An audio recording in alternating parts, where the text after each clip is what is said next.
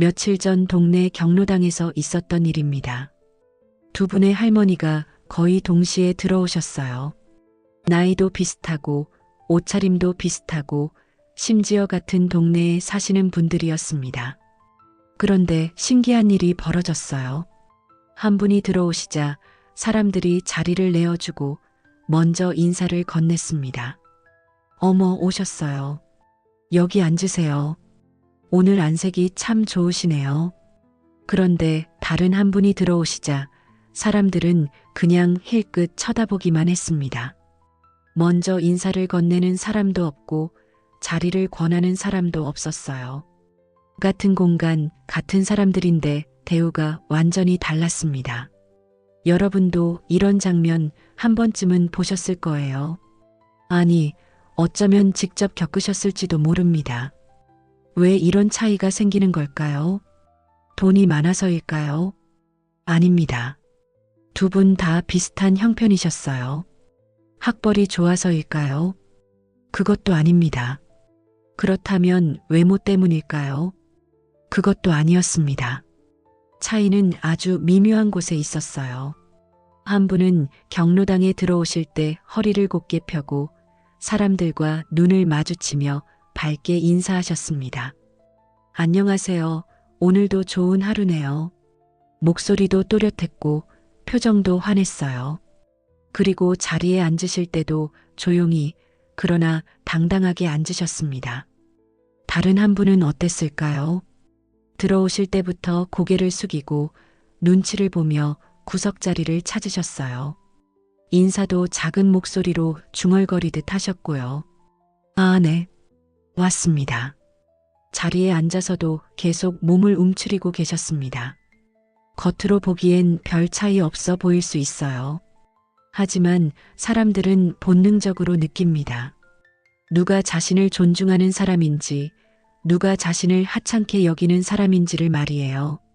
그리고 그 신호에 따라 대우도 달라지는 겁니다. 60년, 70년을 살아오시면서 이런 경험 한두 번이 아니셨을 거예요. 분명히 잘못한 것도 없는데 왠지 무시당하는 느낌, 내 말을 귀담아 듣지 않는 느낌, 중요하지 않은 사람 취급받는 느낌, 그게 얼마나 서러운지 저는 압니다.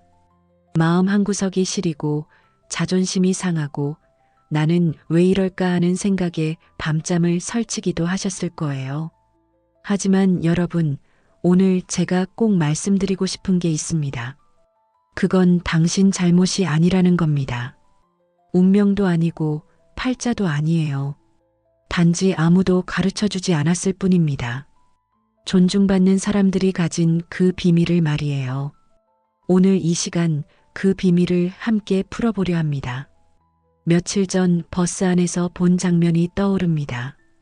한 할아버지가 젊은 사람에게 자리를 양보해 달라고 부탁하셨어요. 그런데 그 젊은 사람이 이어폰을 낀 채 못 들은 척했습니다. 할아버지는 다시 한번 말씀하셨어요. 저기 미안한데 제가 다리가 아파서. 목소리가 점점 작아지고 미안해하는 표정이었습니다. 그러자 그 젊은이는 대놓고 한숨을 쉬며 자리를 피했어요. 마치 귀찮다는 듯이 말이에요. 그 모습을 보면서 제 가슴이 아팠습니다. 분명 할아버지는 잘못한 게 없으세요. 노인이 자리를 부탁하는 건 당연한 권리거든요. 그런데 왜 미안해하셔야 했을까요? 왜 작아지셔야 했을까요? 바로 그날 오후 같은 버스에서 다른 장면을 봤습니다. 이번엔 한 할머니셨어요. 역시 젊은 사람에게 자리를 부탁하셨는데 방식이 달랐어요. 젊은 친구, 할머니 좀 앉혀줄래요? 목소리는 부드러웠지만 단호했습니다. 미안해하는 태도가 아니라 당연한 걸 요청하는 태도였어요. 그러자 그 젊은이가 바로 자리에서 일어났습니다. 아, 네. 앉으세요. 심지어 미소까지 지으며 말이에요. 같은 상황, 같은 요청인데 결과가 완전히 달랐습니다. 차이가 뭐였을까요? 바로 태도였습니다. 첫 번째 할아버지는 부탁을 하면서도 자신이 폐를 끼친다고 생각하셨어요. 미안한 마음이 몸짓과 목소리에 다 드러났죠. 두 번째 할머니는 자신이 당연히 존중받아야 할 사람이라고 생각하셨습니다. 그 확신이 상대방에게도 전달된 거예요. 사람들은 우리가 생각하는 것보다 훨씬 예민합니다. 상대방이 자신을 어떻게 생각하는지를 본능적으로 감지해요. 만약 내가 나를 하찮게 여기면 상대방도 나를 하찮게 대합니다. 반대로 내가 나를 소중히 여기면 상대방도 나를 함부로 대하지 못해요. 이건 심리학에서도 증명된 사실입니다. 자기충족적 예언이라고 하죠. 내가 나를 어떻게 보느냐에 따라 다른 사람들도 나를 그렇게 보게 된다는 겁니다. 어떤 분들은 이렇게 말씀하세요. 나이가 들어서 존중받기 힘들어요. 요즘 세상이 어디 노인을 존중해 주나요? 돈도 없고 힘도 없는데 누가 나를 존중하겠어요?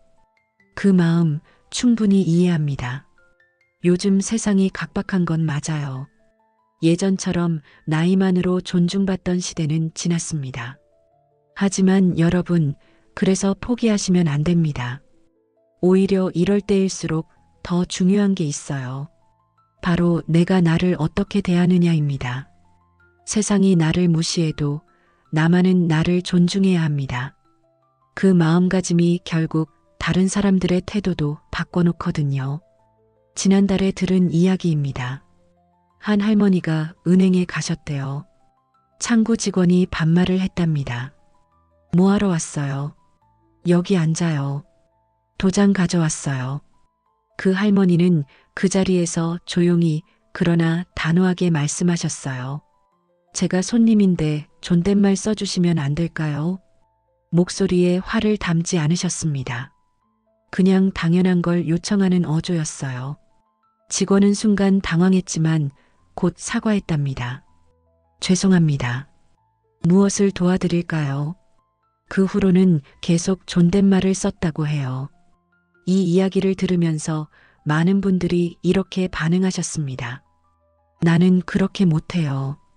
괜히 그러다가 더 무시당할까 봐요. 그냥 참는 게 편해요. 하지만 여러분, 참는 게 정말 편한 걸까요?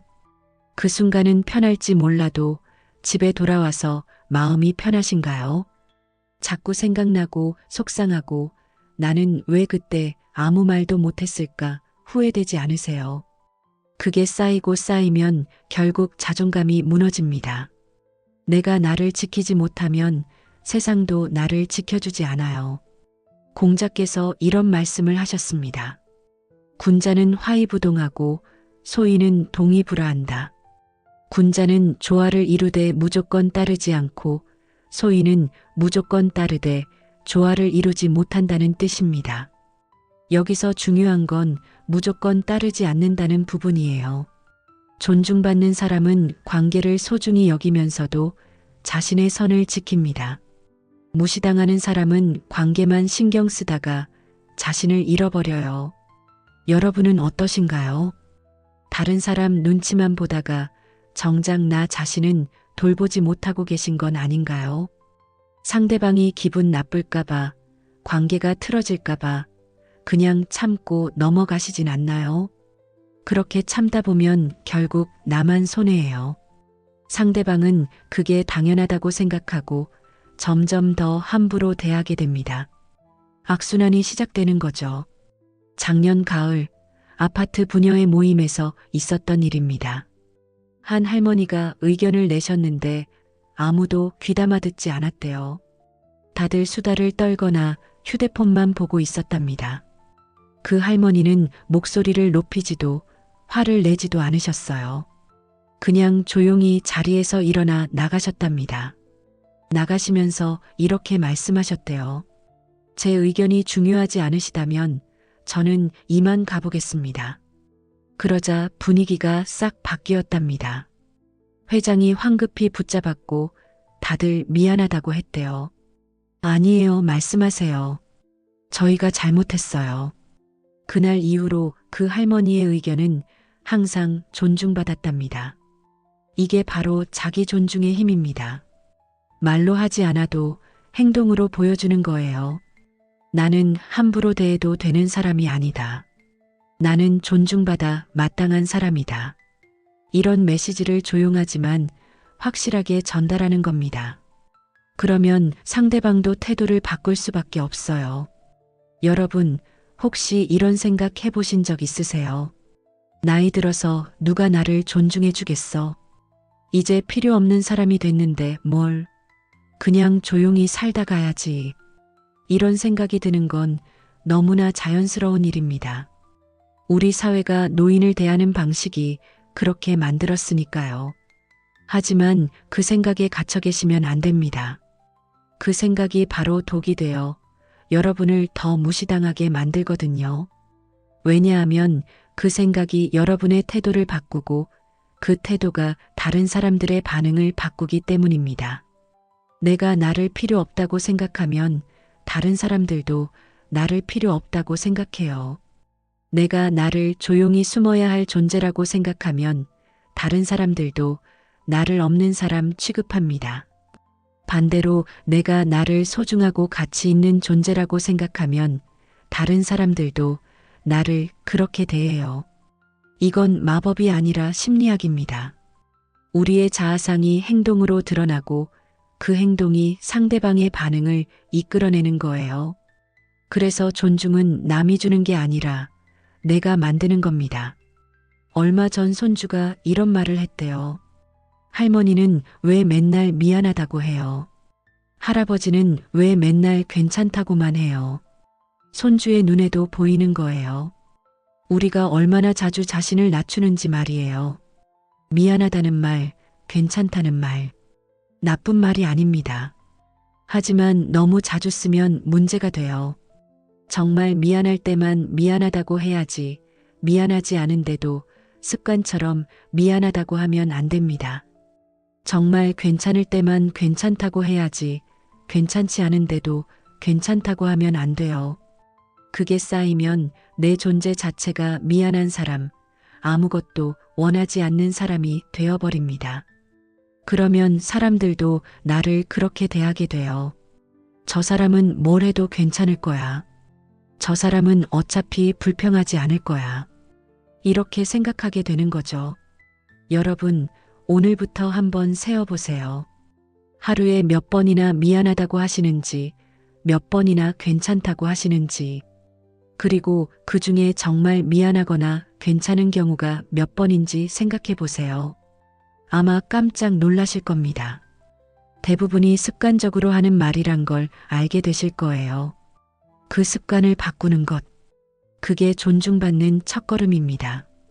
지금 이 순간에도 어디선가 누군가는 무시당하고 있을 거예요. 말을 해도 무시당하고, 의견을 내도 묵살당하고, 존재 자체가 투명 인간 취급받는 분들이 계실 겁니다. 그분들에게 말하고 싶어요. 그건 당신 탓이 아니라고. 당신이 부족해서도, 당신이 잘못해서도 아니라고. 단지 아무도 가르쳐주지 않았을 뿐이라고. 존중받는 방법을 말이에요. 오늘부터 우리 함께 배워보려고 합니다.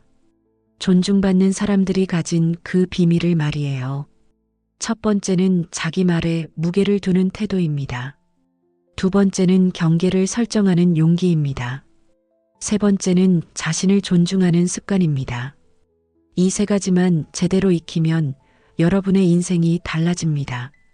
더 이상 무시당하지 않게 되고 당당하게 살 수 있게 되고 진짜 존중받는 사람이 되는 거예요. 거창한 게 아닙니다. 특별한 능력이 필요한 것도 아니에요. 그냥 작은 태도의 변화만 있으면 됩니다. 하지만 그 작은 변화가 엄청난 차이를 만들어냅니다.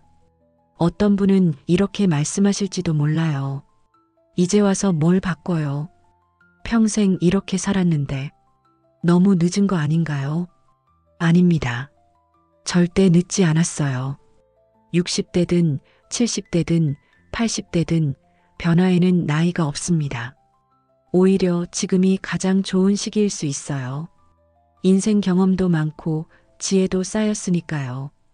그 경험과 지혜를 바탕으로 이제는 나를 지키는 법을 배우시면 됩니다. 늦었다고 생각할 때가 가장 빠른 때라는 말 들어보셨죠?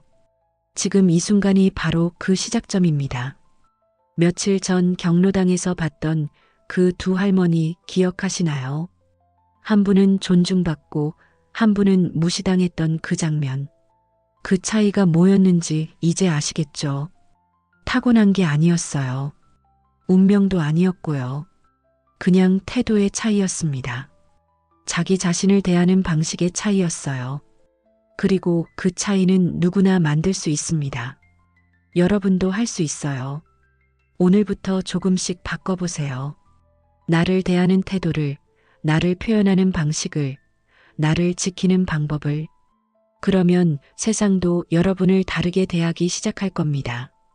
존중은 거저 얻어지는 게 아니라 내가 만들어가는 것입니다.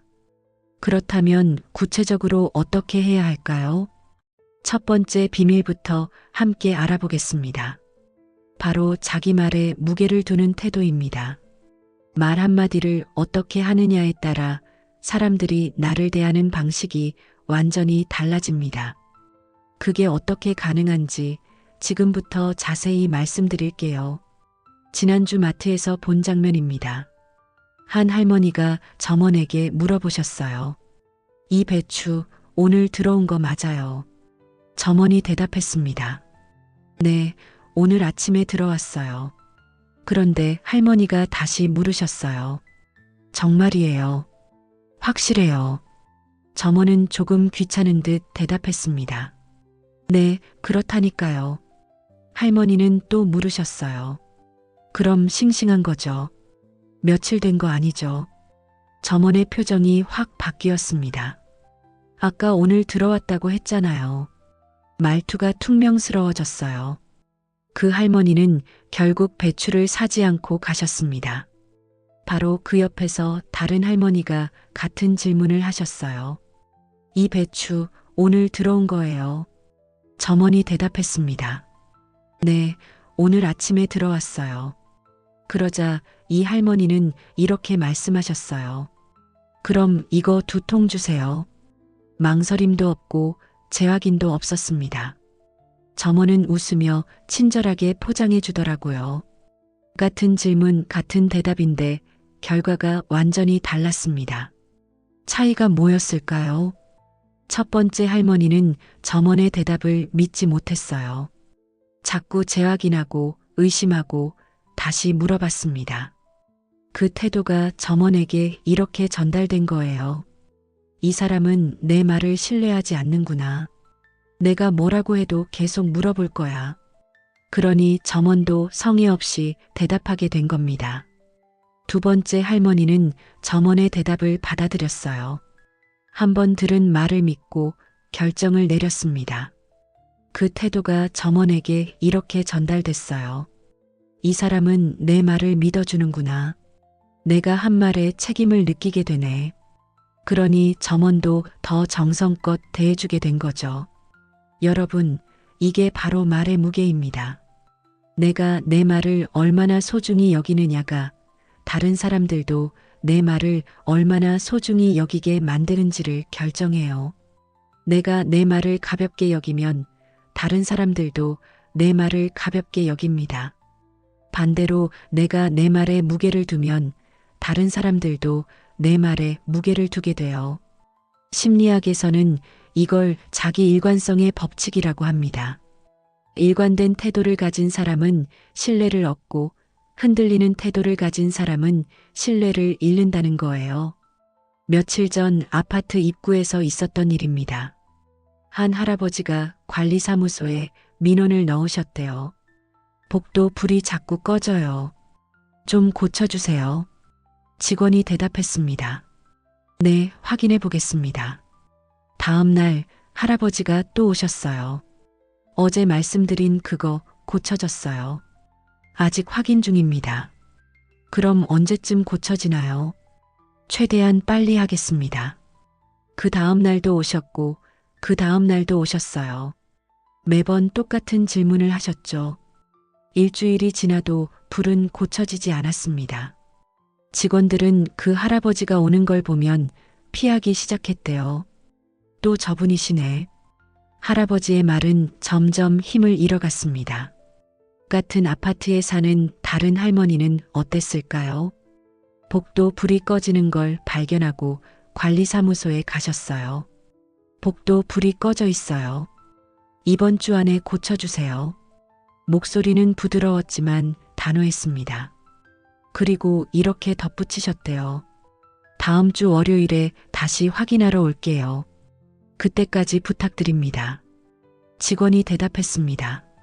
네, 알겠습니다. 할머니는 그 말을 믿고 돌아가셨어요. 매일 찾아가서 재촉하지 않으셨습니다. 약속한 월요일에 딱 한 번만 다시 오셨죠. 그리고 그때는 이미 불이 고쳐져 있었습니다. 왜 이런 차이가 생겼을까요? 할아버지는 자기 말을 스스로 믿지 못하셨어요.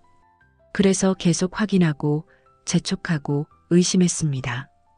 그 모습이 직원들에게는 이렇게 보였어요. 저분은 우리를 믿지 않으시는구나. 뭐라고 해도 계속 오실 거야. 그러니 급하게 처리할 필요를 못 느낀 겁니다.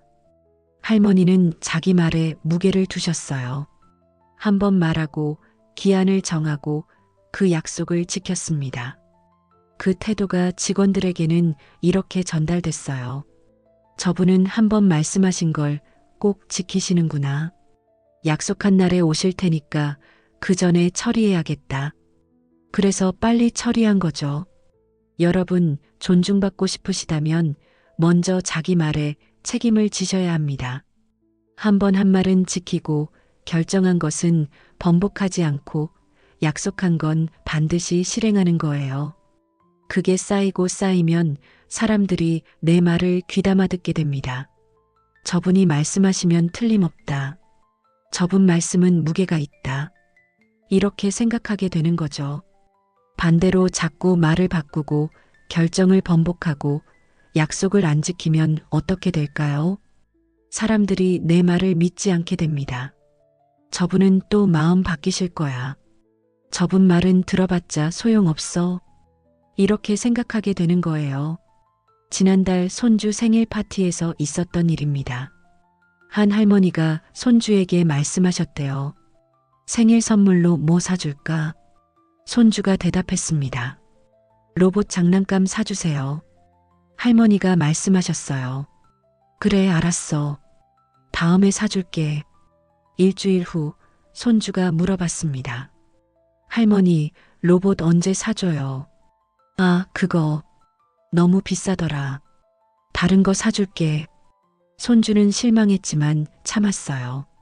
그럼 자전거는요? 자전거도 비싸. 좀 더 싸게 좀 있나 봐야지. 그렇게 몇 번을 말씀하시고는 결국 아무것도 안 사주셨대요. 그 후로 손주는 할머니 말을 안 믿게 됐답니다. 할머니는 또 안 사주실 거야. 같은 아파트에 사는 다른 할머니는 어땠을까요? 손주 생일에 이렇게 말씀하셨대요. 할머니가 장난감 하나 사줄게. 5만 원까지 내가 고르렴. 손주가 로봇을 골랐어요. 가격을 보니 7만 원이었습니다. 할머니는 이렇게 말씀하셨대요. 이건 5만 원이 넘네. 5만 원 안에서 다른 걸 골라보렴. 아니면 할머니가 2만 원 보태줄 테니까 용돈을 모아서 사든지. 손주는 고민하다가 5만 원짜리 다른 장난감을 골랐어요. 할머니는 바로 그 자리에서 사주셨습니다. 그 후로 손주는 할머니 말을 믿게 됐답니다. 할머니가 말씀하시면 꼭 지키셔. 두 할머니의 차이가 뭐였을까요? 첫 번째 할머니는 생각 없이 말씀하셨어요. 그 순간의 감정으로 약속하고 나중에 후회하고 결국 지키지 못했습니다. 그게 반복되니까 손주도 할머니 말을 안 믿게 된 거예요. 두 번째 할머니는 신중하게 말씀하셨어요. 자기가 지킬 수 있는 약속만 하고 그 약속은 반드시 지켰습니다. 그게 쌓이니까 손주도 할머니 말을 믿게 된 거죠. 공자께서 이런 말씀을 하셨습니다. 민무신분립. 백성이 믿음이 없으면 나라가 서지 못한다는 뜻이에요. 이건 개인에게도 똑같이 적용됩니다. 내 말에 신뢰가 없으면 내 존재도 설 자리가 없어요. 아무리 좋은 말을 해도, 아무리 옳은 말을 해도 사람들이 믿지 않으면 소용없는 거죠. 반대로 신뢰가 쌓이면 간단한 말 한마디에도 사람들이 귀 기울입니다. 어떤 분들은 이렇게 말씀하세요. 나이가 들면 건망증이 생겨서 약속을 까먹어요. 상황이 바뀌면 어쩔 수 없이 말을 바꿔야 하잖아요. 완벽하게 지킬 자신이 없는데 어떡해요. 그 마음 충분히 이해합니다. 나이가 들면 기억력도 떨어지고 상황도 자주 바뀌죠. 하지만 그렇다고 해서 말을 함부로 해도 된다는 뜻은 아니에요. 오히려 그럴수록 더 신중하게 말해야 합니다. 지킬 수 있는 약속만 하고 확신이 없으면 애매하게 말하지 않는 거예요. 사줄게가 아니라 한번 생각해 볼게. 꼭 갈게가 아니라 가능하면 갈게. 틀림없어가 아니라 아마 그럴 거야. 이렇게 여지를 두고 말하는 게 훨씬 정직합니다. 그리고 만약 약속을 못 지키게 되면 미리 말씀드리는 거예요. 미안하지만 약속을 못 지킬 것 같아. 상황이 바뀌어서 그래. 이렇게 솔직하게 말하면 사람들도 이해합니다. 오히려 그런 솔직함이 신뢰를 더 쌓아요.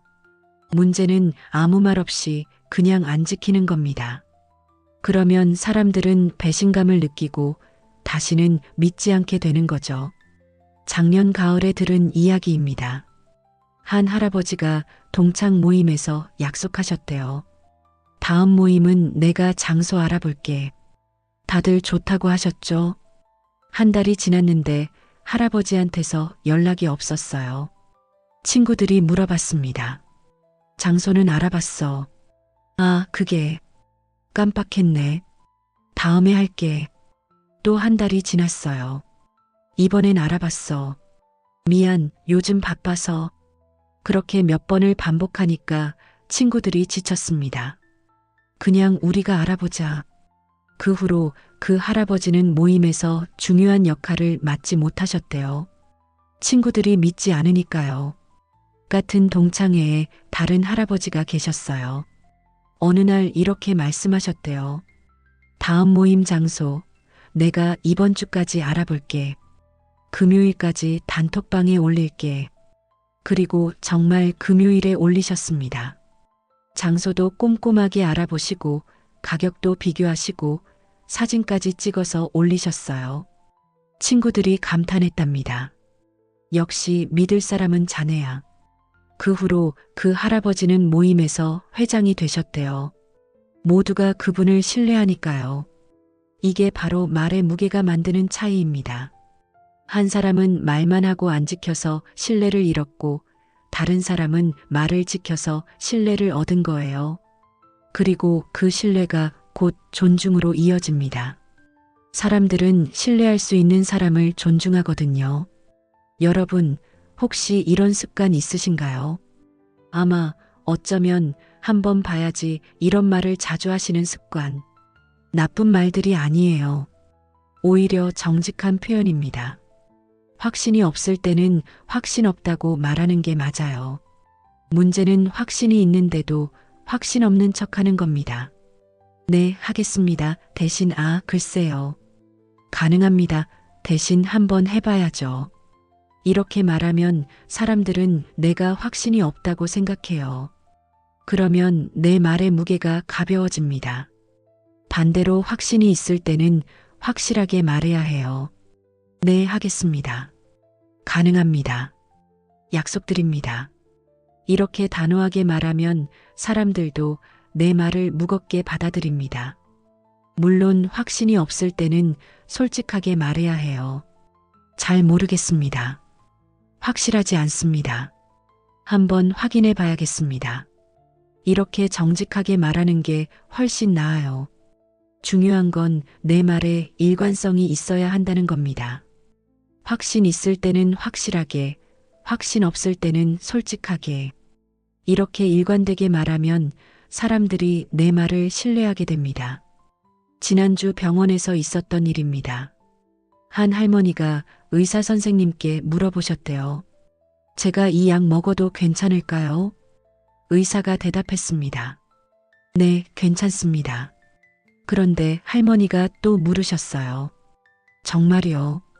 부작용은 없어요. 크게 걱정 안 하셔도 됩니다. 그래도 혹시 모르잖아요. 다른 약은 없어요. 의사 선생님의 표정이 조금 지친 것 같았대요. 이 약이 가장 적합합니다. 할머니는 결국 약을 받아왔지만 집에서 먹지 않으셨대요.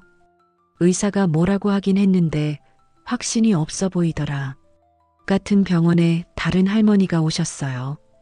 똑같은 질문을 하셨습니다. 이 약 제가 먹어도 괜찮을까요? 네, 괜찮습니다. 할머니는 고개를 끄덕이셨대요. 알겠습니다. 믿고 먹겠습니다. 더 이상 질문하지 않으셨어요.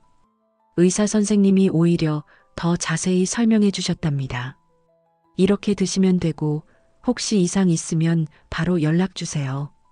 친절하고 성의 있게 대해 주셨대요. 왜 이런 차이가 생겼을까요? 첫 번째 할머니는 의사 말을 믿지 못했어요. 계속 의심하고 재확인하고 걱정했습니다. 그 태도가 의사에게는 이렇게 전달된 거예요. 내가 뭐라고 해도 안 믿으시는구나. 그러니 성의 없이 대답하게 된 겁니다. 두 번째 할머니는 의사 말을 믿어줬어요. 한 번 듣고 받아들였습니다.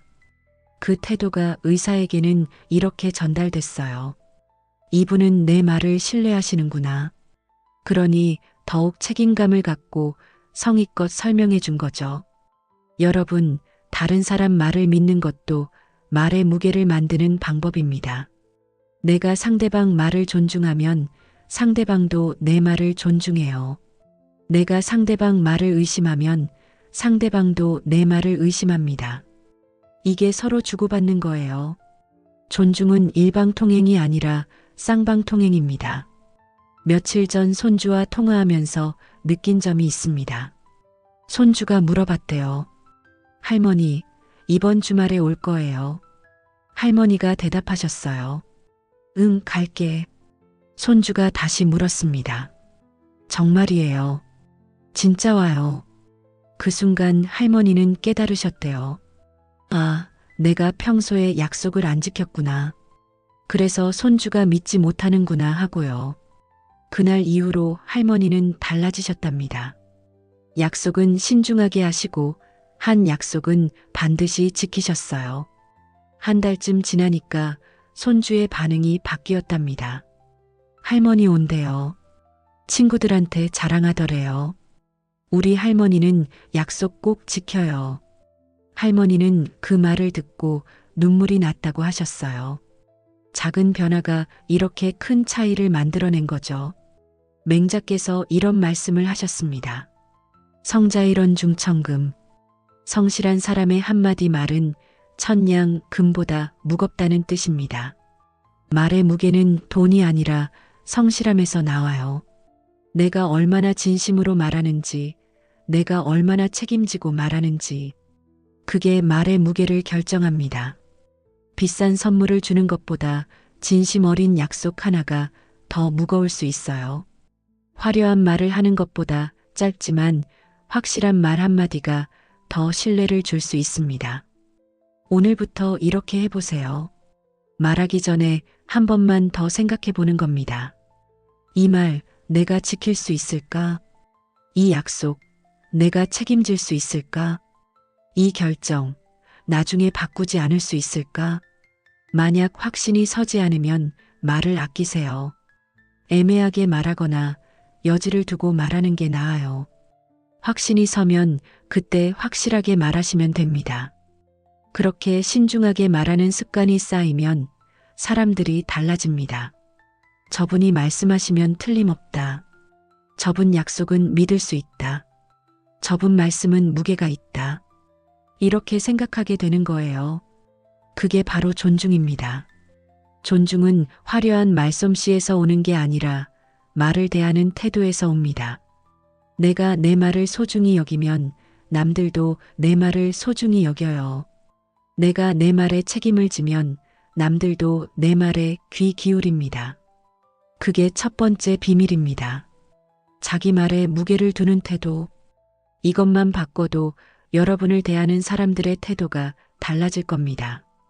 하지만 말에 무게를 두는 것만으로는 부족합니다. 두 번째로 필요한 게 있어요. 바로 선을 긋는 용기입니다. 존중받는 사람들은 모두 자기만의 선이 있습니다. 여기까지는 괜찮지만 여기부터는 안 된다는 명확한 경계선이요. 그 선을 어떻게 만들고 어떻게 지키는지 다음 이야기에서 자세히 말씀드리겠습니다. 얼마 전 아파트 단지에서 본 장면입니다. 한 할머니가 무거운 장바구니를 들고 힘들어하고 계셨어요. 마침 옆집 할머니가 지나가다가 보셨죠. 어머, 그거 무거워 보이는데 제가 들어드릴까요? 아니에요, 괜찮아요. 아니에요, 제가 좀 들어드릴게요. 정말 괜찮다니까요. 서로 실랑이를 하다가 결국 옆집 할머니가 들어주셨어요. 그런데 그 후로 계속 그렇게 되더래요. 장을 보고 오면 옆집 할머니가 기다렸다는 듯 나타나서 들어주겠다고 하시고 처음엔 고맙다가도 나중엔 부담스러워지셨답니다. 저분이 또 나오시면 어쩌나. 심지어 장 보는 시간을 피해서 다니게 되셨대요.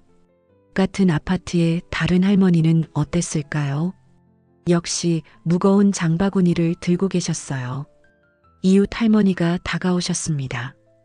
어머, 그거 무거워 보이는데 제가 들어드릴까요? 고맙긴 한데 제가 할 수 있어요. 괜찮아요. 목소리는 부드러웠지만 단호했습니다. 그래도 제가 정말 괜찮아요. 대신 다음에 제가 도움이 필요하면 부탁드릴게요. 이웃 할머니는 웃으며 고개를 끄덕이셨대요. 그러세요. 언제든 말씀하세요. 그리고 각자의 길을 가셨답니다. 두 상황 비슷해 보이지만 결과가 완전히 달랐습니다. 첫 번째 할머니는 거절하지 못했어요. 마음으로는 괜찮다고 했지만 결국 받아들였습니다. 그러니 상대방도 계속 도와주려고 하고 할머니는 점점 부담스러워진 거예요. 두 번째 할머니는 분명하게 선을 그었습니다. 고맙지만 필요 없다고, 정말 필요할 때는 부탁하겠다고 확실하게 말씀하셨어요. 그러니 상대방도 그 선을 존중하고 오히려 더 좋은 관계가 유지됐습니다. 여러분, 이게 바로 경계의 힘입니다. 경계가 없으면 관계도 무너져요. 내가 어디까지 받아들일 수 있는지, 어디서부터는 안 되는지를 분명히 해야 합니다. 그래야 상대방도 나를 존중하게 되거든요. 심리학에서는 이걸 건강한 경계선이라고 합니다. 경계선이 있는 사람은 자기를 지킬 줄 알고 경계선이 없는 사람은 자기를 잃어버린다는 거예요. 지난달 손주 엄마한테서 전화가 왔답니다. 엄마, 이번 주말에 애 좀 봐주실 수 있어요? 한 할머니는 이렇게 대답하셨대요. 아, 그래. 그럼 봐줘야지. 목소리에 힘이 없었어요. 사실은 그날 친구들과 약속이 있으셨거든요. 하지만 거절하지 못하고 받아들이셨습니다. 친구들한테 전화해서 약속을 취소하셨어요. 미안해, 손주 봐야 해서. 주말에 손주를 봐주셨는데 마음 한편이 불편하셨답니다. 내 약속도 중요한데. 그게 표정에 드러났는지 손주 엄마가 눈치를 챘대요. 엄마, 불편하시면 다음부턴 안 부탁할게요. 말투가 차가웠답니다. 할머니는 더 미안해지셨어요. 아니야, 괜찮아. 하지만 그 후로 관계가 어색해졌답니다. 같은 상황에서 다른 할머니는 어땠을까요? 며느리한테서 전화가 왔어요. 어머니, 이번 주말에 아이 좀 봐주실 수 있으세요? 할머니는 이렇게 대답하셨답니다. 미안한데 이번 주말은 친구들이랑 약속이 있어서 안 될 것 같아. 다음 주는 어때? 며느리가 말했습니다. 아, 그러세요. 그럼 다른 방법을 찾아볼게요. 미안해. 대신 다음 주엔 하루 종일이라도 봐줄게. 괜찮아요, 어머니. 즐거운 시간 보내세요. 할머니는 마음 편하게 친구들과 약속을 지키셨어요. 다음 주에는 손주를 기꺼이 봐주셨고요. 며느리도 오히려 더 고마워했답니다. 어머니가 당신 시간도 소중히 여기시니까 저도 함부로 부탁 못하겠어요. 두 할머니의 차이가 뭐였을까요? 첫 번째 할머니는 거절하지 못했어요. 미안한 마음에 나쁜 할머니로 보일까봐 그냥 받아들였습니다. 하지만 속으로는 불편했고 그게 드러나서 오히려 관계가 나빠진 거예요.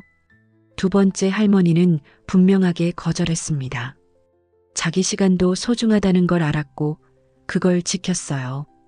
대신 다음 기회를 제안했고 그때는 기꺼이 도와줬습니다. 그러니 며느리도 할머니를 더 존중하게 된 거죠. 여러분, 거절이 나쁜 게 아닙니다. 오히려 정직한 거예요. 할 수 없는데 할 수 있는 척하는 게 더 나쁩니다. 속으로는 싫은데 겉으로만 좋은 척하는 게 더 문제예요. 그게 쌓이면 결국 관계가 무너지거든요. 맹자께서 이런 말씀을 하셨습니다. 불이야 자가위야. 하지 않는 것과 할 수 없는 것은 다르다는 뜻입니다. 거절은 하지 않는 것이 아니라 할 수 없음을 인정하는 것이에요.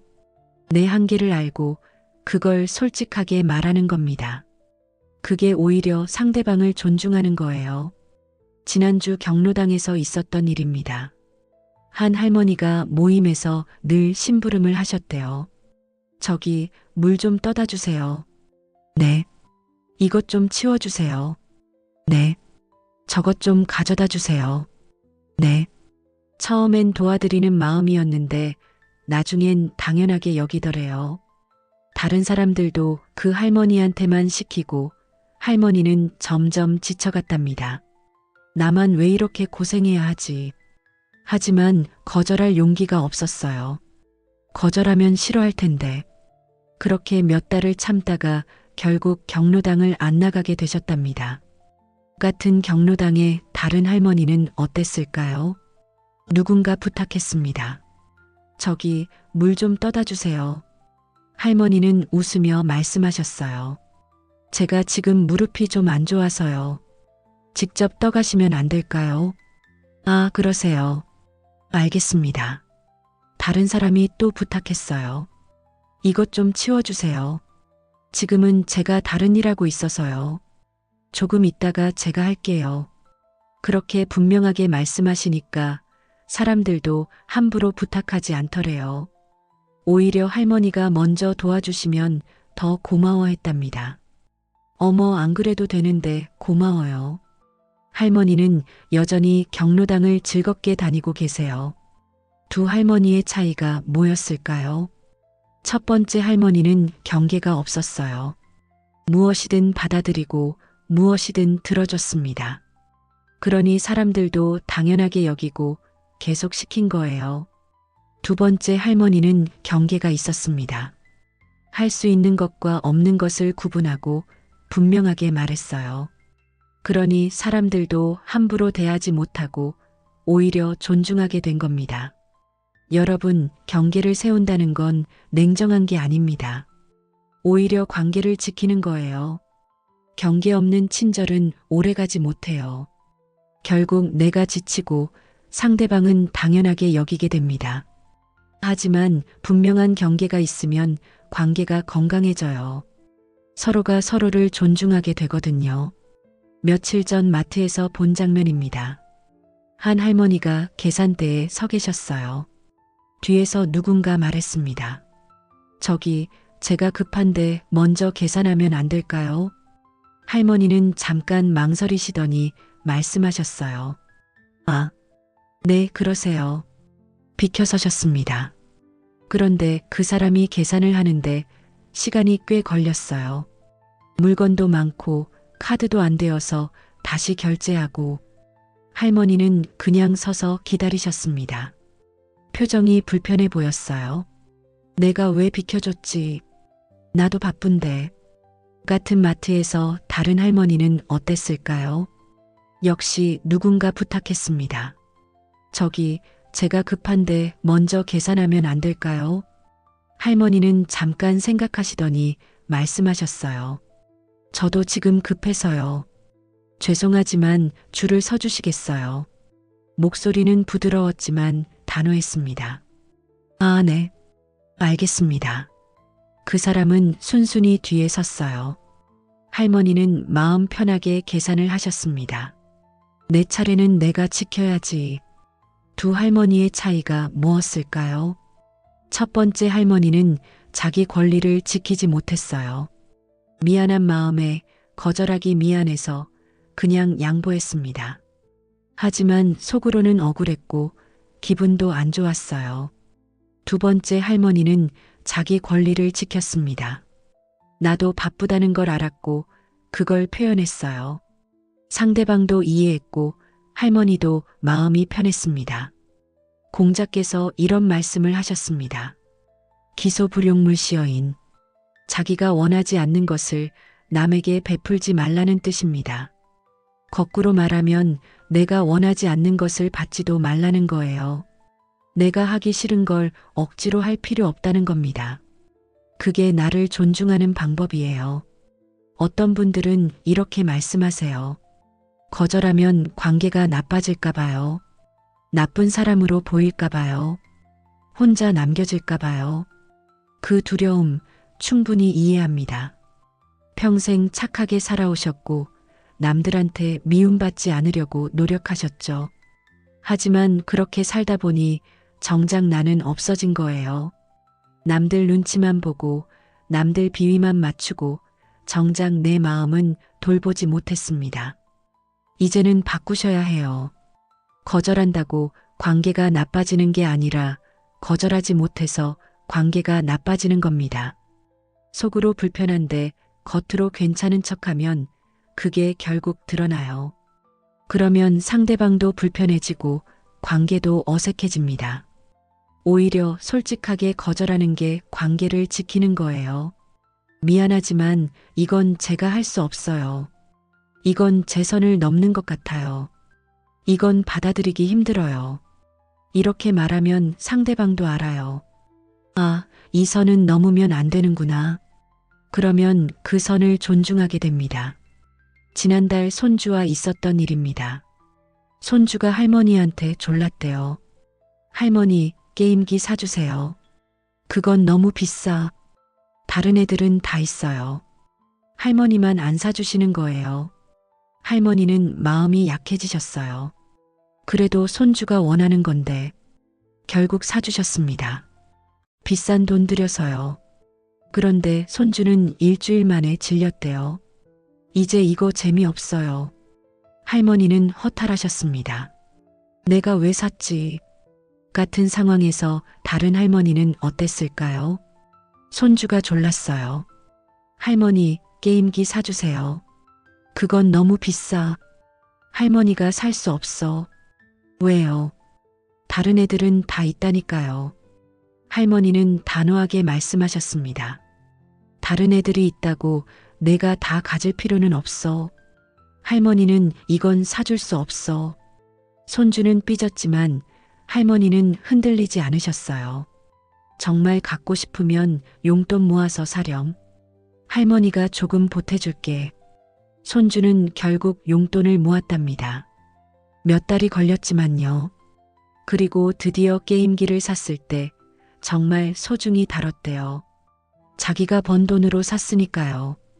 할머니한테도 더 고마워했답니다. 할머니, 도와주셔서 감사해요. 두 할머니의 차이가 뭐였을까요? 첫 번째 할머니는 경계가 없었어요. 손주가 원하니까 미안해서 그냥 들어줬습니다. 하지만 그게 손주 교육에도 안 좋았고 할머니도 후회하셨어요. 두 번째 할머니는 경계가 있었습니다. 할 수 있는 것과 없는 것을 구분했고 분명하게 말했어요. 그게 오히려 손주를 위한 거였고 관계도 더 좋아졌습니다. 여러분, 경계를 세운다는 건 사랑을 끊는 게 아닙니다. 오히려 진짜 사랑을 하는 거예요. 무조건 들어주는 게 사랑이 아니라 옳은 걸 가르치는 게 사랑입니다. 무조건 받아들이는 게 친절이 아니라 내 한계를 알려주는 게 친절이에요. 작년 여름에 들은 이야기입니다. 한 할아버지가 자식들한테 용돈을 주셨대요. 매달 얼마씩 보내주셨는데 자식들은 당연하게 여겼답니다. 아버지가 주시는 거니까. 어느 날 할아버지가 아프셔서 병원비가 많이 들었어요. 그달은 용돈을 못 보내드렸죠. 자식들이 전화했습니다. 아버지, 이번 달 용돈은요? 미안하다. 병원비 때문에 이번 달은 힘들구나. 자식들은 불만스러워했대요. 매달 주시던 걸 왜 갑자기. 할아버지는 서운하셨지만 아무 말 못하셨습니다. 같은 동네에 다른 할아버지는 어땠을까요? 자식들이 용돈을 부탁했어요. 아버지, 이번 달 좀 힘든데. 할아버지는 이렇게 말씀하셨답니다. 아버지도 여유가 많지 않단다. 이번에만 조금 도와줄 테니 다음부터는 내가 알아서 해야 해. 분명하게 선을 그으셨어요. 자식들도 알았습니다. 네, 알겠습니다. 감사합니다. 그 후로 함부로 부탁하지 않았대요. 오히려 명절에 용돈을 드리더래요. 아버지, 이거 쓰세요. 할아버지는 행복하셨답니다. 자식들이 철이 들었다고요. 두 할아버지의 차이가 뭐였을까요? 첫 번째 할아버지는 경계가 없었어요. 무조건 주고 무조건 들어줬습니다. 그러니 자식들도 당연하게 여기고 오히려 불만을 갖게 된 거예요. 두 번째 할아버지는 경계가 있었습니다. 도와줄 수 있는 만큼만 돕고 한계를 분명히 했어요. 그러니 자식들도 고마워하고 관계도 더 좋아진 겁니다. 노자께서 이런 말씀을 하셨습니다. 지족자부, 만족할 줄 아는 사람이 부자라는 뜻입니다. 여기에 하나 더 붙이자면 한계를 아는 사람이 현명하다는 거예요. 내가 어디까지 할 수 있는지, 어디까지 줄 수 있는지를 아는 것. 그게 나를 지키는 방법입니다. 오늘부터 이렇게 해보세요. 누군가 부탁할 때 바로 대답하지 마세요. 잠깐 생각해 보는 겁니다. 이걸 내가 정말 할 수 있을까? 이걸 하면 내가 불편하지 않을까? 이게 내 선을 넘는 건 아닐까? 만약 불편하다면 정직하게 말하세요. 미안하지만 이건 제가 할 수 없을 것 같아요. 이건 제게 부담이 돼요. 이건 제 선을 넘는 것 같아요. 처음엔 어색할 거예요. 평생 그렇게 살아오지 않으셨으니까요. 하지만 계속하다 보면 익숙해집니다. 그리고 놀라운 일이 일어날 거예요. 사람들이 나를 함부로 대하지 않게 됩니다. 내 말에 무게를 두고 내 시간을 존중하고 내 선택을 받아들이게 돼요. 그게 바로 존중입니다. 경계를 세우는 건 벽을 쌓는 게 아니라 문을 만드는 거예요. 여기까지는 들어와도 되지만 여기서부터는 안 된다는 명확한 기준. 그 기준이 있어야 관계도 건강하고 나도 행복합니다. 말에 무게를 두고 경계를 세우는 것. 이 두 가지만 해도 많이 달라질 거예요. 하지만 가장 중요한 게 하나 더 남았습니다. 바로 나를 존중하는 습관입니다. 아무리 말에 무게를 두고 아무리 경계를 세워도 내가 나를 존중하지 않으면 소용없어요. 그 비밀을 이제 말씀드리겠습니다. 어제 아침 지하철에서 본 장면입니다. 한 할머니가 자리에 앉으려다가 젊은 사람이 먼저 앉았어요. 할머니는 그냥 서 계셨습니다. 몸을 웅크리고 고개를 숙이고 손잡이를 붙잡고 계셨죠.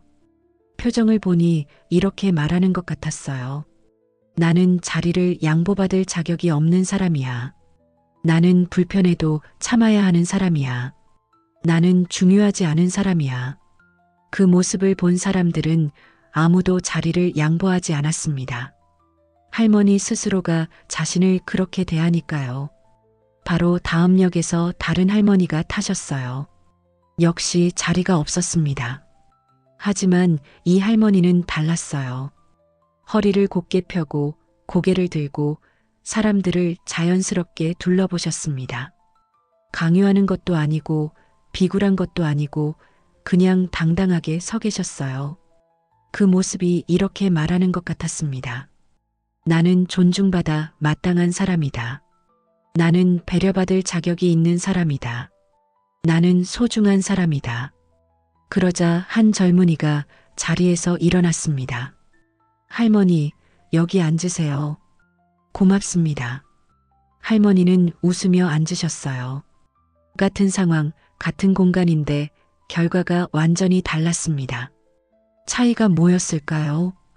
첫 번째 할머니는 자신을 하찮게 여기셨어요. 그 마음가짐이 자세와 표정에 다 드러났습니다. 그러니 다른 사람들도 할머니를 하찮게 대한 거예요. 두 번째 할머니는 자신을 소중히 여기셨습니다. 그 자존감이 자세와 표정에서 느껴졌어요. 그러니 다른 사람들도 할머니를 소중히 대한 겁니다. 여러분, 이게 바로 자기 존중의 힘입니다. 내가 나를 어떻게 대하느냐가 다른 사람들이 나를 어떻게 대하는지를 결정해요. 내가 나를 무시하면 다른 사람들도 나를 무시합니다. 내가 나를 존중하면 다른 사람들도 나를 존중하게 되는 거죠. 심리학에서는 이걸 자기 충족적 예언이라고 합니다. 내가 나를 어떻게 보느냐에 따라 현실도 그렇게 만들어진다는 거예요. 지난주 병원 대기실에서 있었던 일입니다. 한 할아버지가 진료 순서를 기다리고 계셨대요. 간호사가 다른 환자를 먼저 부르더래요. 할아버지보다 나중에 온 사람이었습니다. 할아버지는 아무 말 안 하셨어요. 뭐, 나야 나중에 봐도 되지. 급한 사람이 있나 보다. 내가 뭐라고 하겠어. 그렇게 또 기다리셨습니다. 1시간이 넘게 기다렸는데도 자기 차례가 오지 않았어요. 할아버지는 그냥 참고 앉아 계셨습니다. 결국 창구에 가서 조심스럽게 물어보셨대요. 제가 언제쯤 들어갈 수 있을까요? 목소리가 작고 떨렸습니다. 간호사가 확인해 보더니 말했어요. 아, 순서가 밀려서요. 조금만 더 기다리세요. 또 1시간을 기다리셨답니다. 같은 병원에 다른 할아버지가 오셨어요. 역시 진료를 기다리고 계셨는데 나중에 온 사람을 먼저 부르는 걸 보셨습니다. 할아버지는 바로 일어나셨어요. 창구로 가서 침착하게 말씀하셨습니다. 제가 먼저 접수했는데 순서가 바뀐 것 같습니다. 확인 부탁드립니다. 목소리는 부드러웠지만 단호했어요. 간호사가 확인하더니 사과했습니다. 죄송합니다. 실수가 있었네요. 바로 모시겠습니다. 할아버지는 곧바로 진료를 받으셨답니다. 두 할아버지의 차이가 뭐였을까요? 첫 번째 할아버지는 자신을 중요하지 않게 여기셨어요. 나는 기다려도 되는 사람이야. 나는 불평할 자격이 없어. 그 생각이 행동으로 나타났고 결국 2시간을 낭비하신 겁니다. 두 번째 할아버지는 자신을 소중히 여기셨습니다. 내 시간도 중요하다. 내 권리는 지켜야 한다. 그 마음가짐이 행동으로 이어졌고 정당한 대우를 받으신 거예요. 공자께서 이런 말씀을 하셨습니다. 자존 이후 인존. 자신을 존중한 후에 남도 존중한다는 뜻입니다. 내가 나를 존중하지 않으면 남들도 나를 존중하지 않아요. 하지만 내가 나를 존중하면 남들도 자연스럽게 나를 존중하게 됩니다. 며칠 전 식당에서 본 장면입니다. 한 할머니가 주문을 하셨대요. 저기, 된장찌개 하나 주세요. 목소리가 작고 웅얼거리듯 말씀하셨어요. 종업원이 못 들었는지 물었습니다. 네. 뭐라고요? 아, 된장찌개요. 더 작은 목소리로 말씀하셨어요. 종업원은 짜증 섞인 표정으로 주문을 받았습니다. 음식이 나왔는데 반찬이 부족했어요. 할머니는 더 달라고 하지 못하셨답니다. 괜히 귀찮게 하는 것 같아서. 그냥 그대로 드시고 나오셨어요. 같은 식당에 다른 할머니가 오셨습니다. 주문을 하셨어요. 된장찌개 하나 주세요. 목소리가 또렷하고 분명했습니다. 종업원이 주문을 받았어요. 음식이 나왔는데 역시 반찬이 적었습니다. 할머니는 자연스럽게 말씀하셨어요. 여기 반찬 좀 더 주시겠어요? 종업원은 웃으며 가져다 드렸답니다. 네, 여기 있습니다. 할머니는 기분 좋게 식사를 하시고 나오셨어요. 두 할머니의 차이가 뭐였을까요? 첫 번째 할머니는 자신을 작게 만드셨어요. 목소리도 작고 자세도 웅크리고 요구도 못하셨습니다. 그러니 종업원도 할머니를 가볍게 대한 거예요.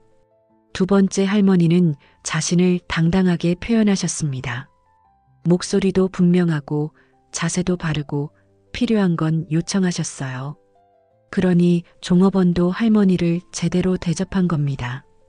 여러분, 자기 존중은 거창한 게 아닙니다. 작은 습관에서 시작해요. 말할 때 목소리 크기, 서 있을 때 자세, 사람들과 눈 맞출 때 표정. 이런 사소한 것들이 모여서 자기 존중을 만들어냅니다. 그리고 그 자기 존중이 다른 사람들의 반응을 결정하는 거죠. 작년 가을에 들은 이야기입니다. 한 할머니가 동창 모임에 가셨대요. 친구들이 옛날 이야기를 하고 있었어요. 할머니도 하고 싶은 이야기가 있었는데 끼어들지 못하셨답니다. 내 이야기는 별로 재미없을 텐데. 다들 바쁜데 내가 끼어들면 방해되겠지. 나는 그냥 듣기만 해야겠다. 결국 모임 내내 아무 말도 못하셨어요. 집에 돌아와서 후회하셨답니다. 나도 할 말이 있었는데. 같은 동창 모임에 다른 할머니도 계셨어요. 친구들이 이야기하고 있을 때 자연스럽게 끼어드셨습니다. 아, 그 얘기 나도 기억나. 그때 내가. 목소리에 자신감이 있었어요. 친구들도 귀 기울여 들었답니다. 오, 그랬구나. 내 이야기도 들어보자. 할머니는 즐겁게 이야기를 나누고 집에 가셨어요. 오늘 정말 재미있었네. 두 할머니의 차이가 뭐였을까요? 첫 번째 할머니는 자신의 가치를 믿지 못했어요. 내 이야기는 중요하지 않아. 나는 듣기만 해야 해. 그 생각이 행동을 막았고 결국 소외감만 느끼신 겁니다. 두 번째 할머니는 자신의 가치를 알았습니다. 내 이야기도 의미가 있어. 나도 이 자리의 일원이야. 그 확신이 행동으로 이어졌고 즐거운 시간을 보내신 거예요. 맹자께서 이런 말씀을 하셨습니다. 인필자 모이후 인모. 사람은 반드시 자기를 업신여긴 후에 남도 업신여긴다는 뜻입니다. 거꾸로 말하면 내가 나를 귀하게 여기면 남들도 나를 귀하게 여긴다는 거예요. 모든 존중은 자기 존중에서 시작됩니다. 지난달 손준의 집에 가셨던 할머니 이야기입니다. 며느리가 식사를 차려놨는데 할머니 입맛에 안 맞는 음식이었대요. 할머니는 아무 말 안 하고 드셨습니다. 며느리가 해준 건데 뭐라고 하겠어. 나는 참아야지. 나 하나 불편한 게 뭐 대수야. 하지만 속으로는 아쉬웠어요. 며느리는 할머니가 잘 드시는 줄 알았답니다. 어머니, 입맛에 맞으셨죠? 응, 잘 먹었어. 거짓말을 하신 거죠. 그 후로도 며느리는 계속 같은 음식을 했고 할머니는 계속 참으셨답니다. 같은 상황에서 다른 할머니는 어땠을까요? 며느리가 차려준 음식이 입맛에 안 맞았어요. 할머니는 솔직하게 말씀하셨습니다. 며느리, 음식은 고마운데 내 입맛엔 좀 짜네. 다음엔 조금만 덜 짜게 해주면 안 될까? 부드럽지만 분명하게 말씀하셨어요. 며느리가 대답했답니다. 아, 그러세요. 몰랐어요. 다음엔 어머니 입맛에 맞게 할게요. 그 후로 며느리는 할머니 입맛을 고려해서 요리했고 할머니도 맛있게 드셨답니다. 관계도 더 편해졌어요. 두 할머니의 차이가 뭐였을까요? 첫 번째 할머니는 자신의 필요를 무시하셨어요. 나는 불편해도 참아야 해. 내 입맛은 중요하지 않아. 그 생각 때문에 계속 불편하셨고 며느리도 모르고 있었던 겁니다. 두 번째 할머니는 자신의 필요를 존중하셨습니다. 내 건강도 중요해. 내 입맛을 말할 권리가 있어. 그 존중 덕분에 솔직하게 말했고 오히려 관계가 좋아진 거예요. 여러분, 자기 존중은 이기심이 아닙니다. 오히려 정직함이에요. 내 필요를 말하지 않으면 상대방은 영원히 모릅니다. 그러면 나만 불편하고 상대방은 계속 실수하게 되는 거죠. 하지만 정직하게 말하면 상대방도 알게 되고 서로 편해집니다. 며칠 전 경로당에서 있었던 일입니다. 한 할아버지가 모임에서 실수를 하셨대요. 이름을 잘못 불렀다고 합니다. 친구들이 웃으며 지적했어요. 아니야, 그 사람은 김 씨가 아니라 이 씨야. 할아버지는 크게 당황하셨답니다. 아, 미안해. 내가 나이가 들어서 그래. 기억력이 안 좋아서. 계속 사과하시고 자신을 낮추셨어요. 나이 먹으니까 쓸모없어. 친구들도 어색해졌답니다. 아니야, 그럴 수 있지. 하지만 분위기가 무거워졌어요. 같은 경로당에 다른 할아버지가 계셨습니다. 역시 실수를 하셨어요. 친구들이 지적했습니다. 아니야, 그 사람은 김 씨가 아니라 이 씨야. 할아버지는 웃으며 말씀하셨어요. 아, 맞다. 깜빡했네. 이 씨, 미안. 가볍게 인정하고 넘어가셨습니다. 자신을 낮추지도 과하게 사과하지도 않으셨어요. 친구들도 웃으며 넘어갔답니다. 괜찮아. 우리도 그럴 때 있지. 분위기도 편안하게 이어졌어요. 두 할아버지의 차이가 뭐였을까요? 첫 번째 할아버지는 실수를 자기 가치와 연결시켰어요. 실수했으니까 나는 쓸모없는 사람이야. 나이 들어서 나는 부족한 사람이야. 그 생각이 과도한 사과와 자기 비하로 이어진 겁니다. 두 번째 할아버지는 실수를 실수로만 봤습니다. 실수는 누구나 하는 거야. 이건 내 가치와는 별개야. 그 여유가 가벼운 인정과 자연스러운 분위기를 만든 거예요. 장자께서 이런 말씀을 하셨습니다. 지인무기. 완전한 사람은 자기를 드러내지 않는다는 뜻입니다. 하지만 저는 이렇게 덧붙이고 싶어요. 진정한 사람은 자기를 부정하지도 않는다고요. 자신을 드러내지 않는 것과 자신을 없애는 건 다릅니다. 겸손한 것과 자기를 깎아내리는 것도 달라요. 자기 존중은 균형입니다. 자만하지도 않고 비하하지도 않는 중간 지점이에요. 작년 여름에 들은 이야기입니다. 한 할머니가 손주한테 칭찬을 들으셨대요. 할머니, 요리 정말 맛있어요. 할머니는 손사래를 치셨답니다. 아니야, 별로야. 할머니가 뭘 잘해. 정말 맛있다니까요. 에이, 거짓말하지 마. 할머니는 못해. 계속 부정하셨어요. 손주는 나중에 칭찬하지 않게 됐답니다. 할머니는 칭찬받는 걸 싫어하시나 봐.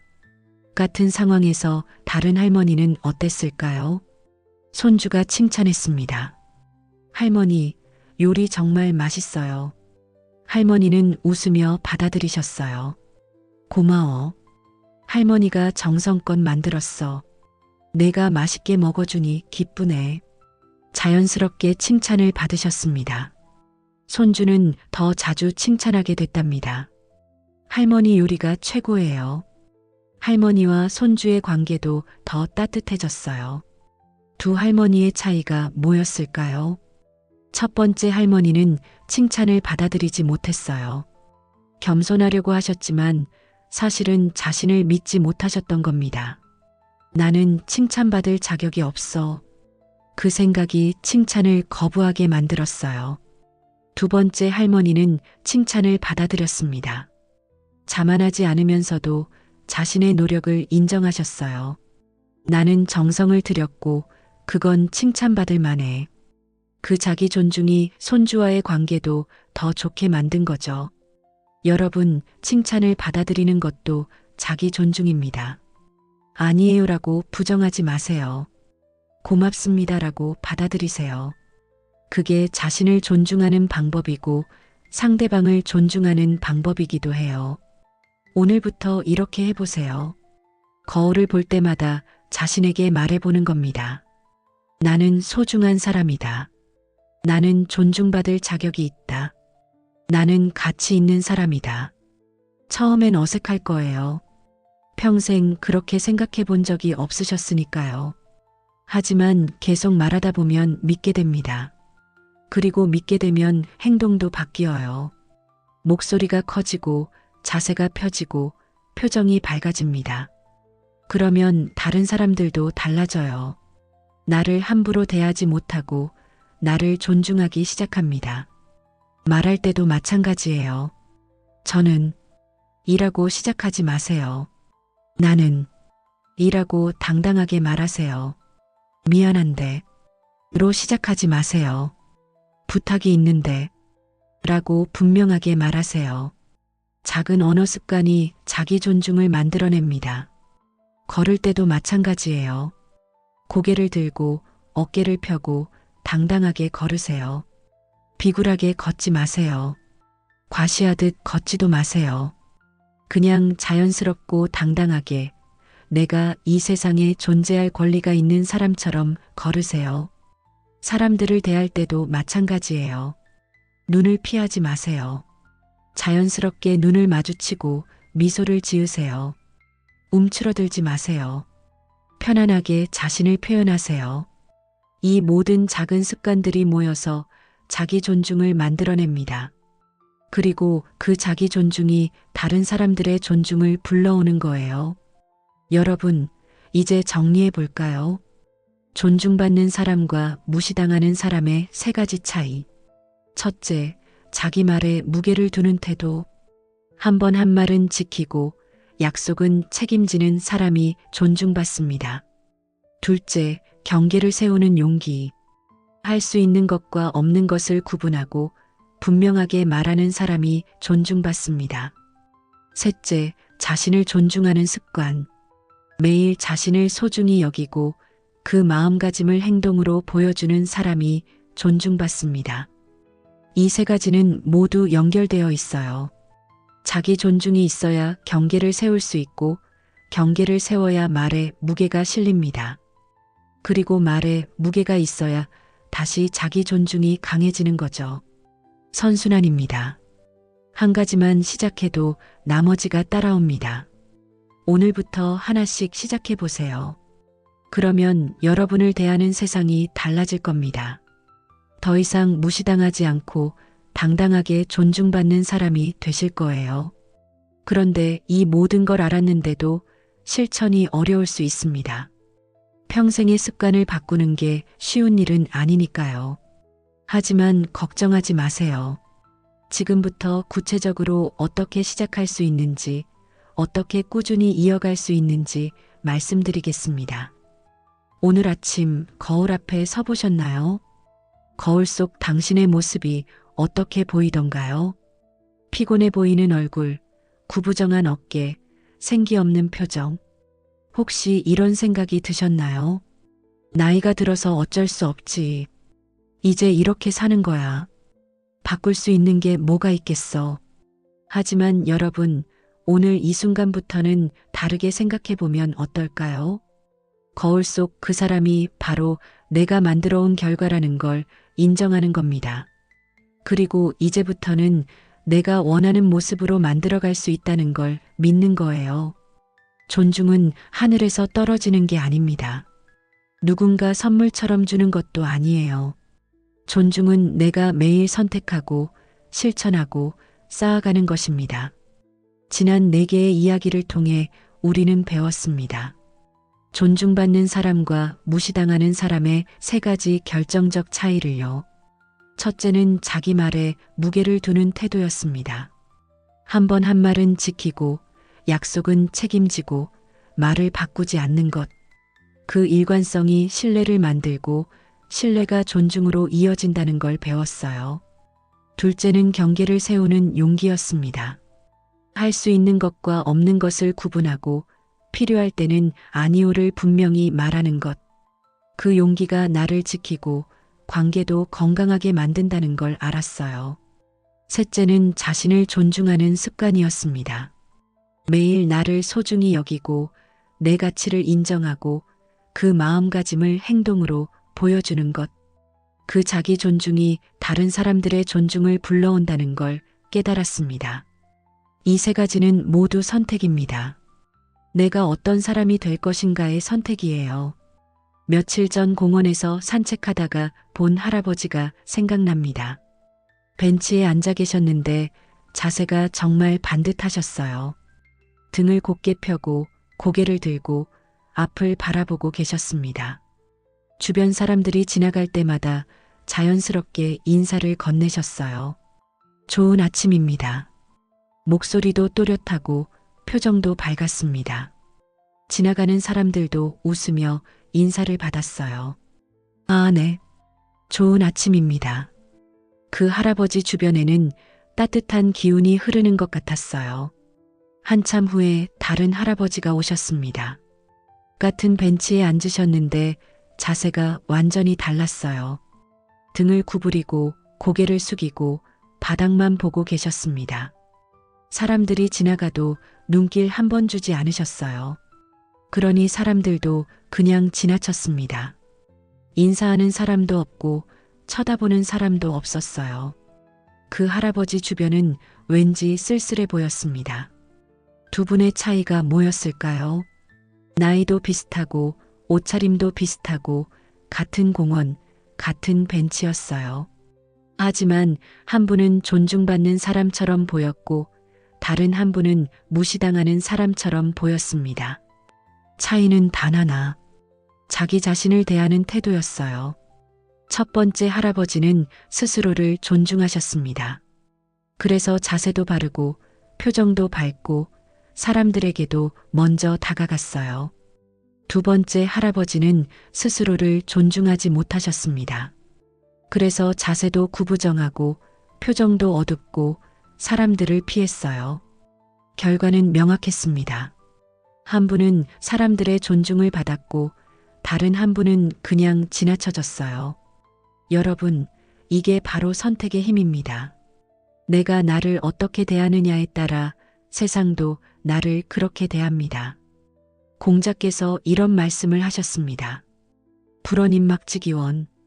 남이 나를 알아주지 않는 것을 근심하지 말고 내가 남을 알아보지 못함을 근심하라는 뜻입니다. 여기에 하나 더 붙이고 싶어요. 남이 나를 존중하지 않는 것을 근심하지 말고 내가 나를 존중하지 못함을 근심하라고요. 존중은 밖에서 오는 게 아니라 안에서 시작되는 겁니다. 작년 겨울에 들은 이야기입니다. 한 할머니가 새해 결심을 하셨대요. 올해는 존중받는 사람이 되어야지. 그래서 비싼 옷을 사셨답니다. 명품 가방도 하나 장만하셨어요. 헤어숍에 가서 머리도 파마하셨고요. 이제 사람들이 날 다르게 볼 거야. 하지만 몇 달이 지나도 달라지는 건 없었습니다. 여전히 사람들은 할머니를 무시했고 할머니는 외로웠어요. 왜 안 바뀌는 거지? 이렇게 신경 썼는데 할머니는 깨달았답니다. 겉모습을 바꾸는 것만으로는 부족하다는 걸요. 그 후로 할머니는 다르게 접근하셨어요. 비싼 옷 대신 말하는 방식을 바꾸셨습니다. 명품 가방 대신 자세를 바로 세우셨어요. 파마 대신 자기 자신을 존중하기 시작하셨습니다. 나는 소중한 사람이야. 나는 존중받을 자격이 있어. 매일 아침 거울 앞에서 이렇게 말씀하셨대요. 그리고 그 마음가짐대로 행동하셨습니다. 말할 때는 또렷하게, 걸을 때는 당당하게, 사람들을 대할 때는 정중하게. 그러자 신기한 일이 일어났답니다. 사람들이 할머니를 다르게 대하기 시작했어요. 오늘 뭔가 달라 보이세요. 기운이 좋으신 것 같아요. 함께 차 한잔 하실래요? 할머니는 깨달으셨답니다. 진짜 변화는 안에서 시작된다는 걸요.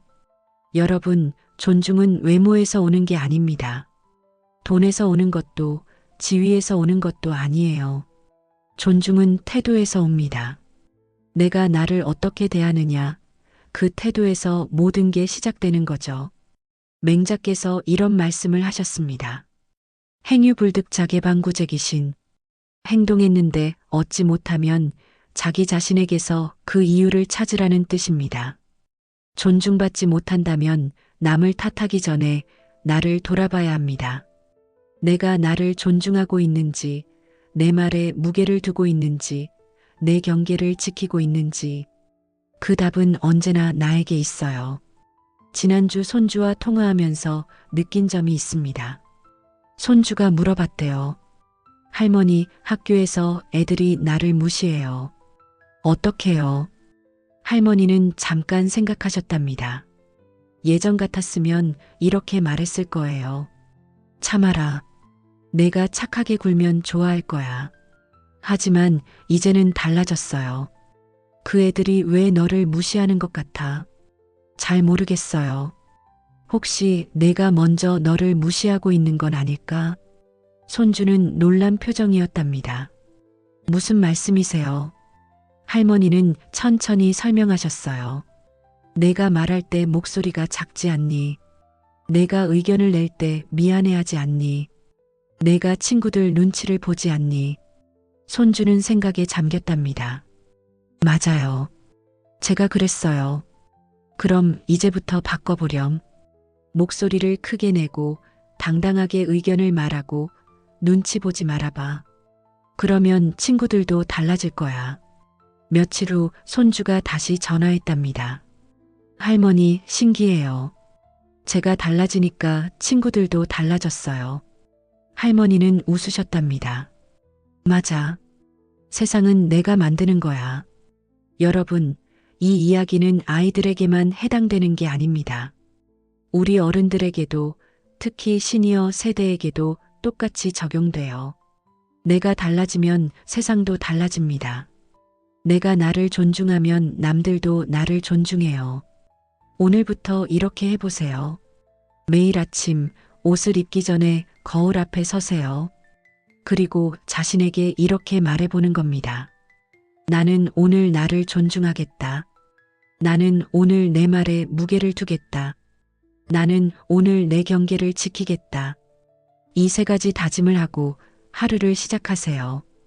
그리고 하루 종일 이 다짐을 기억하는 겁니다. 누군가 부탁할 때 내 경계를 생각하세요.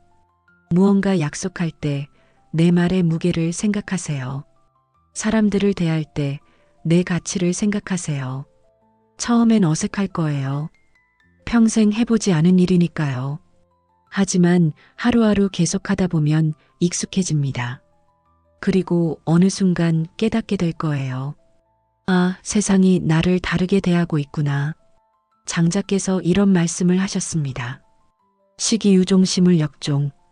때가 있어 끝나면 만물도 역시 끝난다는 뜻입니다. 하지만 저는 이렇게 말하고 싶어요. 시작이 있으면 변화도 시작된다고요. 오늘이 바로 그 시작입니다. 여러분이 존중받는 사람으로 변화하는 시작점이에요. 며칠 전 경로당에서 한 할아버지가 이런 말씀을 하셨습니다. 나이가 들면 존중받기 힘들어요. 세상이 노인을 무시하잖아요. 많은 분들이 고개를 끄덕이셨어요. 하지만 옆에 계시던 다른 할아버지가 말씀하셨습니다. 세상이 우리를 무시하는 게 아니라 우리가 우리를 무시하는 거 아닐까요? 모두들 놀란 표정이었어요. 내가 나이가 들어서 쓸모없다고 생각하면 세상도 그렇게 봅니다. 하지만 내가 나이가 들어도 여전히 가치 있다고 생각하면 세상도 그렇게 보게 되죠. 그 말씀에 모두들 침묵하셨답니다. 그리고 하나둘 고개를 끄덕이기 시작하셨어요. 맞는 말씀이네요. 우리가 먼저 바뀌어야 하는구나. 여러분, 세상을 바꿀 수는 없습니다. 하지만 나를 바꿀 수는 있어요. 그리고 내가 바뀌면 내 주변 세상도 바뀝니다. 나를 대하는 사람들이 달라지고, 나를 보는 시선이 달라지고, 나를 대하는 태도가 달라져요. 그게 바로 존중입니다. 존중은 요구하는 게 아니라 만들어가는 거예요. 작년 봄에 한 할머니가 이런 경험을 하셨답니다. 버스를 타는데 자리가 없었어요. 예전 같았으면 구석에 웅크리고 서 계셨을 거예요. 하지만 그날은 달랐답니다. 허리를 펴고 손잡이를 단단히 잡고 당당하게 서 계셨어요. 그러자 한 학생이 자리에서 일어났습니다. 할머니, 앉으세요. 할머니는 웃으며 앉으셨어요. 고맙구나. 학생도 웃으며 대답했답니다. 아니에요. 당연한 거죠. 할머니는 그날 깨달으셨답니다. 내가 당당하니까 존중받는구나. 여러분, 존중은 나이에서 자동으로 오는 게 아닙니다. 예전에는 그랬을지 몰라도 지금은 다릅니다. 이제는 태도에서 존중이 와요. 나이가 많든 적든, 지위가 높든 낮든, 돈이 많든 적든 상관없습니다. 자기 자신을 존중하는 사람이 존중받는 세상이에요. 노자께서 이런 말씀을 하셨습니다. 지인자명자승자강. 자기를 아는 사람이 밝고 자기를 이기는 사람이 강하다는 뜻입니다. 여기에 하나 더 하고 싶어요. 자기를 존중하는 사람이 존중받는다고요. 이제 정리해 볼까요? 존중받는 사람이 되려면 3가지를 기억하세요. 첫째, 자기 말에 무게를 두세요. 한 번 한 말은 지키고 약속은 책임지고 쉽게 번복하지 마세요. 그 일관성이 신뢰를 만들고 신뢰가 존중을 만듭니다. 둘째, 경계를 세우세요.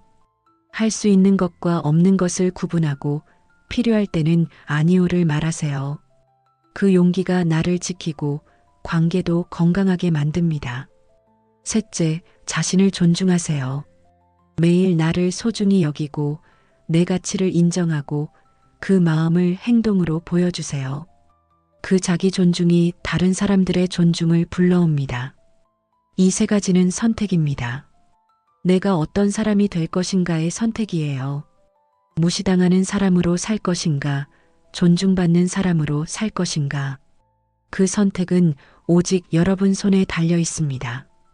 여러분, 60년, 70년, 80년을 살아오시면서 참 많은 일을 겪으셨을 거예요. 기쁜 일도 있었고, 슬픈 일도 있었고, 때로는 억울한 일도 있었을 겁니다. 무시당하고 소외되고 외로웠던 순간들도 있었겠죠. 하지만 이제는 달라질 수 있습니다. 오늘이 바로 그 변화의 시작점이에요. 더 이상 세상을 탓하지 마세요. 더 이상 나이를 핑계대지 마세요. 더 이상 포기하지 마세요. 여러분은 여전히 가치 있는 사람입니다. 여러분은 여전히 존중받아 마땅한 사람이에요. 여러분은 여전히 빛나는 존재입니다. 단지 그걸 잊고 계셨을 뿐이에요. 이제 다시 기억하세요. 내가 얼마나 소중한 사람인지를요. 내가 얼마나 가치 있는 존재인지를요.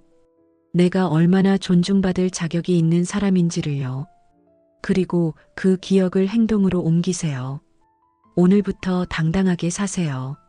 말할 때는 또렷하게, 걸을 때는 당당하게, 사람들을 대할 때는 정중하게, 자신을 존중하는 사람답게 행동하세요. 그러면 세상도 여러분을 존중하기 시작할 겁니다. 며칠 후면 달라진 자신을 발견하실 거예요. 몇 주 후면 주변 사람들의 반응이 달라진 걸 느끼실 겁니다. 몇 달 후면 완전히 새로운 사람이 되어 있을 거예요. 존중받는 사람으로 말이에요. 여러분이 오늘 이 영상을 보신 건 우연이 아닙니다. 변화하고 싶은 마음이 있었기에, 더 나은 삶을 원했기에 여기까지 오신 거예요. 그 마음을 소중히 여기세요. 그리고 오늘부터 실천하세요. 작은 것부터 시작하면 됩니다. 오늘 하루만이라도 자신을 존중하며 살아보세요. 내일은 또 내일의 선택이 있을 겁니다. 하루하루 선택을 쌓다 보면 어느새 존중받는 사람이 되어 있을 거예요. 여러분, 당신은 이미 존중받아 마땅한 존재입니다. 이제는 스스로를 더 단단하게 세워 세상 앞에서 당당히 서보시기 바랍니다. 당신은 할 수 있습니다. 당신은 가치 있습니다. 당신은 존중받을 자격이 있습니다. 오늘부터 그 사실을 믿고 실천하고 증명해 보세요. 세상은 여러분이 생각하는 것보다 공정합니다. 자신을 존중하는 사람에게는 존중을, 자신을 무시하는 사람에게는 무시를 돌려줍니다. 선택은 여러분의 손에 달려 있어요. 오늘 이 영상이 도움이 되셨다면 좋아요 버튼을 눌러주세요. 그리고 구독도 부탁드립니다. 여러분의 소중한 관심과 응원이 저에게 큰 힘이 됩니다. 댓글로 여러분의 경험담이나 다짐도 공유해 주시면 정말 감사하겠습니다. 오늘부터 나를 존중하겠습니다. 이 한마디만 남겨주셔도 좋아요. 그 다짐이 여러분의 변화를 시작하는 첫걸음이 될 테니까요. 함께 응원하고 함께 성장하는 이 공간이 되었으면 합니다. 여러분 모두 존중받는 삶을 사시기를 진심으로 바랍니다. 오늘도 좋은 하루 되세요. 그리고 기억하세요. 존중은 내가 만드는 선택입니다.